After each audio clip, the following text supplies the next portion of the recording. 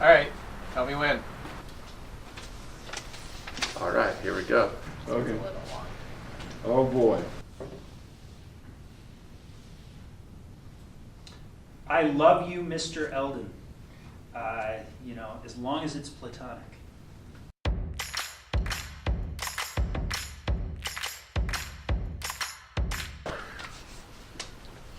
This one is awesome.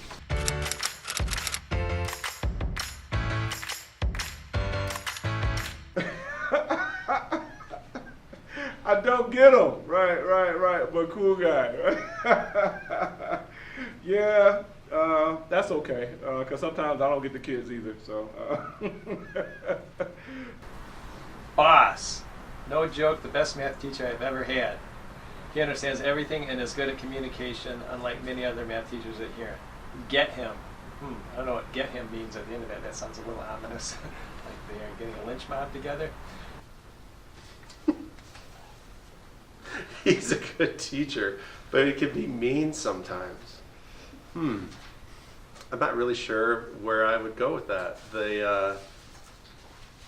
I can't actually think of a time in 17 years at Huron that I went out of my way to be mean to somebody. Like that was my intent. I'm going to be mean. But I can see where I can be harsh and I can just say, no, I don't agree with you. And since, I kind of determine what your grade is and how I'm going to accept or regrade something, I could see where it would feel like maybe the power wasn't in the student's hands. Great teacher and person. Sometimes I debate whether he's a fake intellectual, but he is very adept and brilliant at lecturing and influencing students the right way. Don't be annoying or obnoxious, and his class will be a breeze. Yes, it's good advice to not be annoying or obnoxious. I would agree with that. I wonder what they mean by fake intellectual. I kind of feel bad about that. I'm going to assume that they weren't defining intellectual very clearly. Homework is not checked by teacher. Lab grade is not your grade, but a group grade. 3 people, based on only 1 lab write-up. Extremely unfair for good students. It kills your grade. Well, that's interesting because if your homework isn't checked and it's not part of your grade, I don't really know how that could kill your grade though.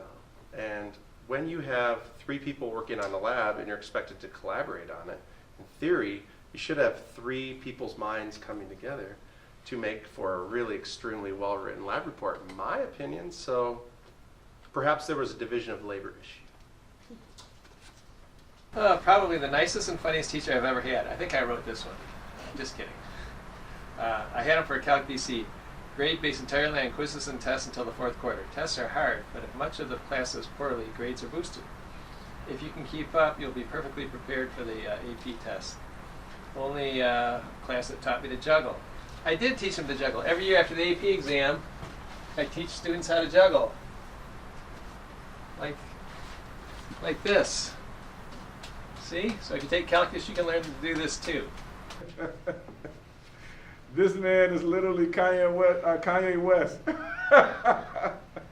The god of rapping, the life of Kenyatta in stores now, right? The ultimate jump man.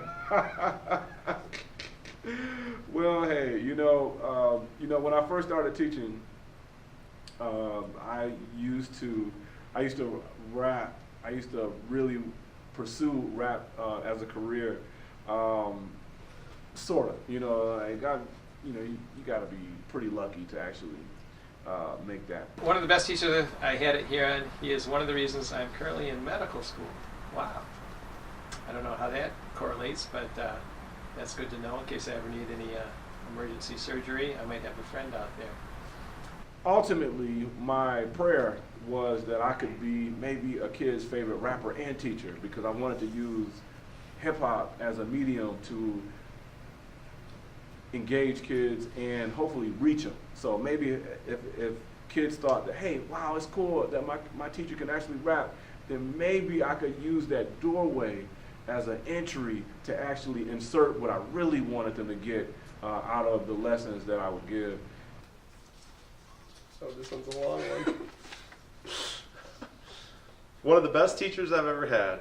My only issue is exam grading.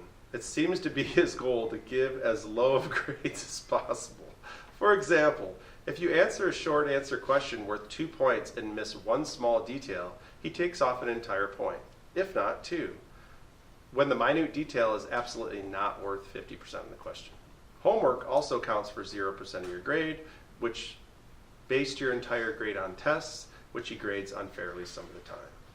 Well, that one's sounds a little more like sour grapes, I guess, to me in some ways. If someone makes a small mistake on a 2-point problem, I never take off 2 points. I'll take off 1. So I'm not really sure that's quite accurate. In my defense, if a student has not a clue as to what they're doing on a free response question, and they show some work, they get half credit.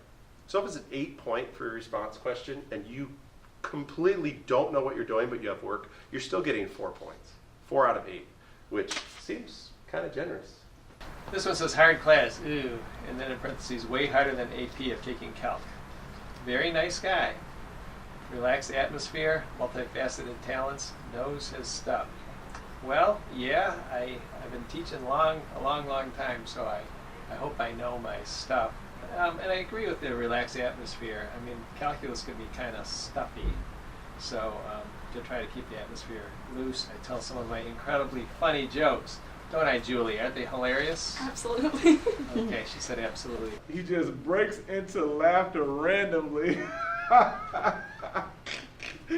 Well, as you can tell, I'm laughing right now, so that's funny.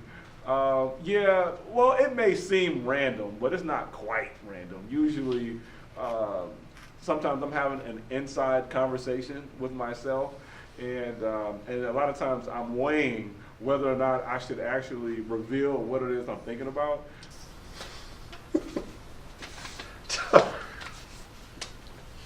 This one is awesome. Dude, it's all caps, by the way.